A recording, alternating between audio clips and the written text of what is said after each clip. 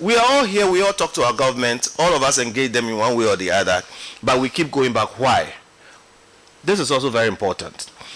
When we lead our lives in such a way, and I'm speaking about government and all of us in that sense, that we close all our options and we face real risk, and I'm going to explain why I'm saying so.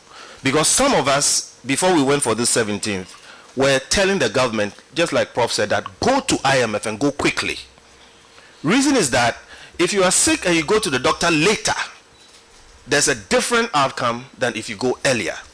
But we were the same people who were saying IMF should not come here. And we were the same people who asked them to leave. Reason is that today in Ghana, we are shut off from the euro market. We can't go and borrow money. We are shut off. In fact, we checked the country out of an IMF program prematurely when this government came into office. The previous government took us and they checked us out. It's like getting out of the hospital before you were properly, treated.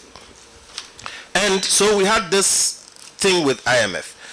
Our local fundraising options are drying up. T-bills are not yielding enough money.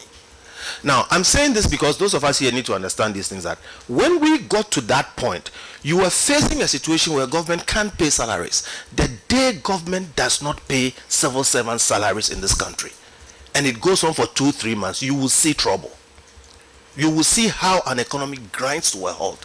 And somebody told me something many years ago. He says in this country, he was an American, he says in this country, somebody can steal $10 billion and there will be no effect.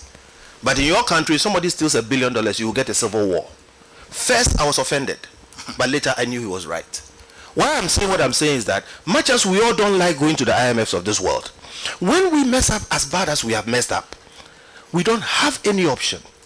Because if we don't go, we will face a real socio-economic meltdown. Okay.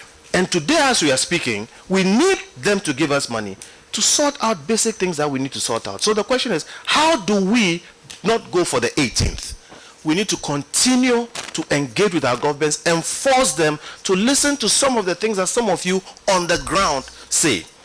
And to move from there, okay, to find ways to also question them when they make promises that will come back to bite us. Part of why we are in IMF is because of the profligate spending, all kinds of political promises, and all kinds of expenditures that do not make economic sense, which blow us back. So whilst we think about how we don't go and how we don't get into these problems, we need to be thinking about the things we have to give up, because now we would have to give up something. Okay.